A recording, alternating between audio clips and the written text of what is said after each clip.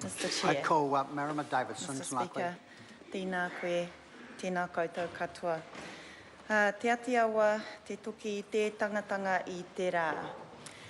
As I utter the words about the toki of Tokomaru Waka and how it refers to bindings that cannot be undone by the sun, it's appropriate as I think of the kotahitanga of all of you here today to honour this third reading of the settlement of the Te Atiawa Treaty Claim Settlement, and the fact that not only do your people remain bound and working through historical grievances and issues together, but that you've also, the glare of the sun, likening it to the challenging up and down harshness, the wero of trying to include all the different voices, the different hapu and iwi through the settlement process can often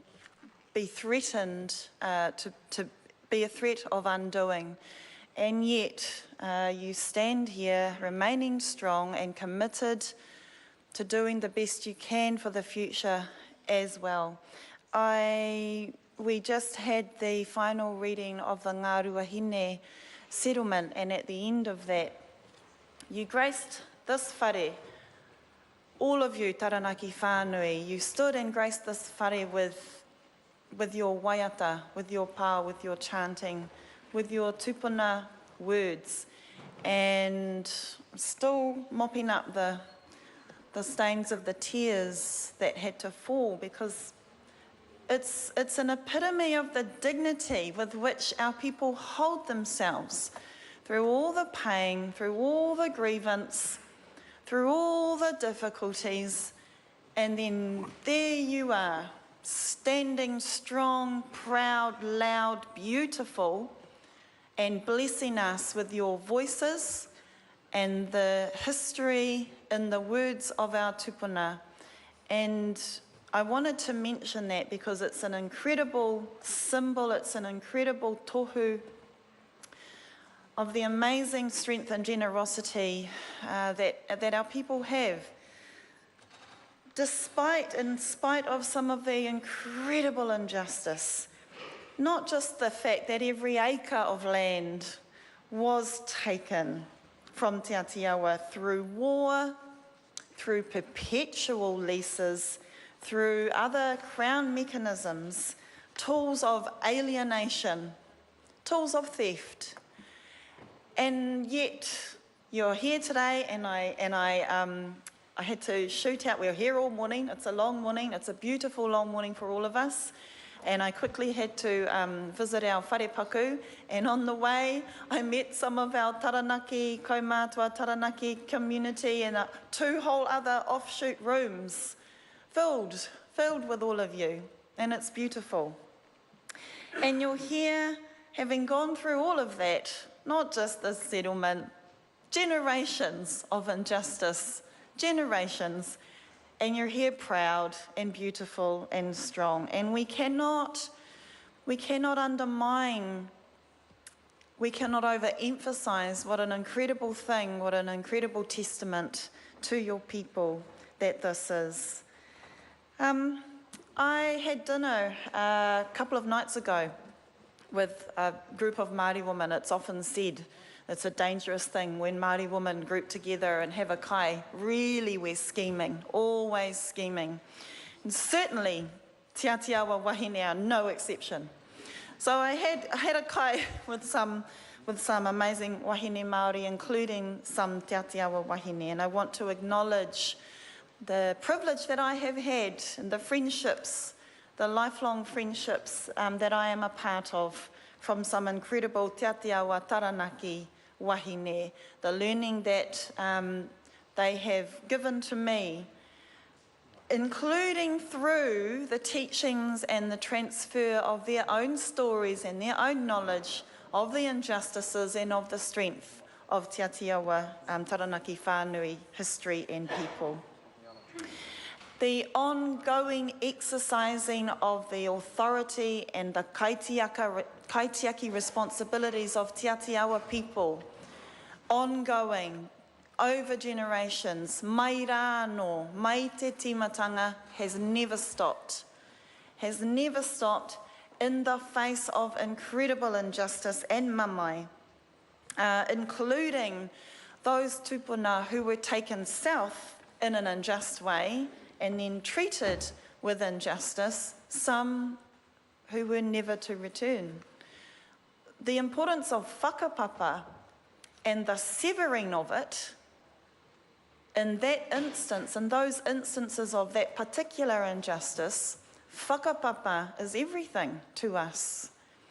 And the mamai that is carried when our whakapapa is severed in that way is ongoing. And so again, a testament to the strength and the uri who will continue the whakapapa. I want to pick up on the right of first refusal in this particular settlement. We, of course, the Greens are supporting the Te Atiawa settlement, but the right of first refusal, I want to acknowledge my colleague Catherine Delahanty for calling on a briefing from the Crown officials about this right of first refusal and subsequent kōrero with Minister Finlayson, when in some bizarre way it is actually the right of second, third refusal, and it is not actually the right of first refusal. And so this is bizarre. And then there is also the situation where if you have something stolen and then offered back to you for 23 million, a price that you cannot afford, where is the justice in that also? And that is particularly relevant to the leasehold land in Taranaki. And that is important because Again, the Greens will always say that these are not full and final settlements and they are not justice. And if we want to honour the te tiriti relationship, it is a permanent and ongoing relationship that has to be based on justice. I want to acknowledge one of the previous member, Mr. Young, his particular plea that he hopes that this is a step towards trust. The Crown has to prove that. The Crown, it is the onus of the Crown to prove that trust. And that, as far as I'm concerned, across Aotearoa, the Crown have not yet gained that trust from te iwi Māori.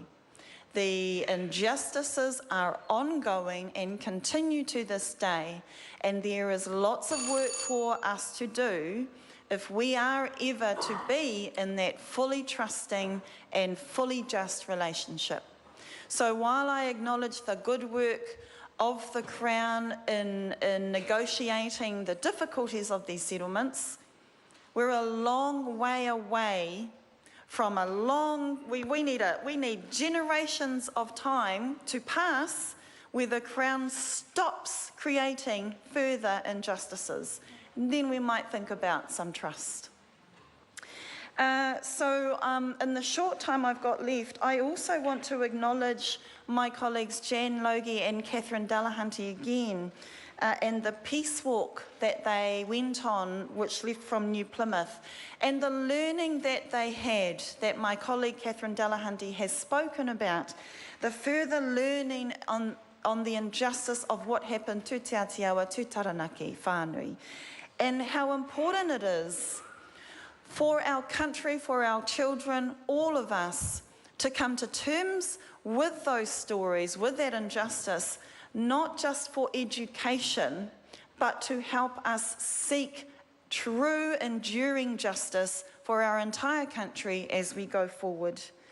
That is the sort of te tiriti relationship that the Green Party would like to see. Mr. Chair, we wish Te Atiawa the best of kaha and strength as you go forward. We wish to celebrate with you. We wish to acknowledge the hardships, the disagreements, that the voices have not always been smooth and agreeing, because that is the That is what happens in this Crown mandated process.